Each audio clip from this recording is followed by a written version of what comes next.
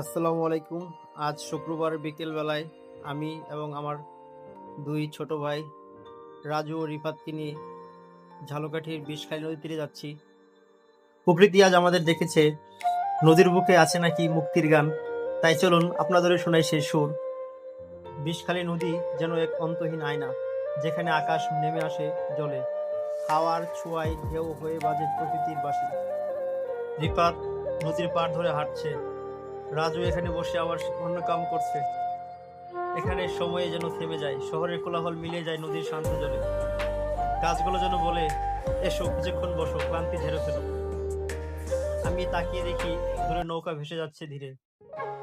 এই বৃষ্টিতে কিছুক্ষণ থাকলাম, কিছু ছবি তুললাম, তারপর সামনে এগোতে থাকলাম। হাঁটতে হাঁটতে একটি বটগাছের ওখানে গেলাম। রাজু কিছুক্ষণ দোলনা খেলো বটগাছের শাখা ধরে। তারপর আবার রাজুর দোলনা খাওয়ার পরেই রিফাতও সেই তালে তাল মেলালো।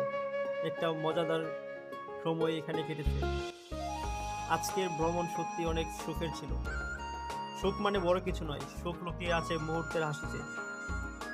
এই জায়গাটিতে অনেক সুন্দর সুন্দর সিনারিও দেখতে পেলাম। সামনে এগোতে থাকলাম একটি রাস্তা ধরে। এখানে আমি আগেও এসেছিলাম, মনে পড়ছে, কয়েকবার এখানে বেড়াতে এসেছি। এখানে সামনে একটি ব্রিজ আছে, এই ব্রিজটিতে আমরা কিছু ছবি তুললাম। এখানে দেখলাম একটি পাখি বসে আছে, পাখিটিকে ক্যামেরায় বন্দি করলাম। তারপর ব্রিজে উঠলাম, ব্রিজে উঠে কিছু ছবি তুলেছিলাম। তারপর এই ব্রিজ থেকে আমরা সামনে এগোতে থাকলাম। কয়েকটি নৌকা দেখতে পেলাম, এগুলো তৈরি করা হচ্ছে মাছ ধরার জন্য। তারপর আমরা কিছু দূর গিয়ে একটি বেঞ্চে বসে ক্লান্তি দূর করে নিলাম। আমরা অনেক ক্লান্ত হয়েছিলাম হাঁটতে হাঁটতে, প্রায় 1 ঘন্টা ধরে হাঁটছিলাম। তারপর আমরা দেখতে পেলাম একটি ছেলে সাইকেল চালিয়ে যাচ্ছে। তারপর কিছু দূর যাওয়ার পর আমরা আবারও আরেকটি ব্রিজ দেখতে পেলাম। এই ব্রিজের নিচে ছোট খাল আছে, খাল দিয়ে একটি নৌকা চলে যাচ্ছিল, দেখতে পাচ্ছিলাম। এখানকার প্রকৃতি পরিবেশ অসাধারণ। এখানকায় এসে অনেকেই ছবি তোলে, আমরাও কিছু ফটোশুট করেছিলাম। এই ব্রিজ থেকে দাঁড়িয়েই সামনে আরো একটি ছোট ব্রিজ দেখা যাচ্ছে।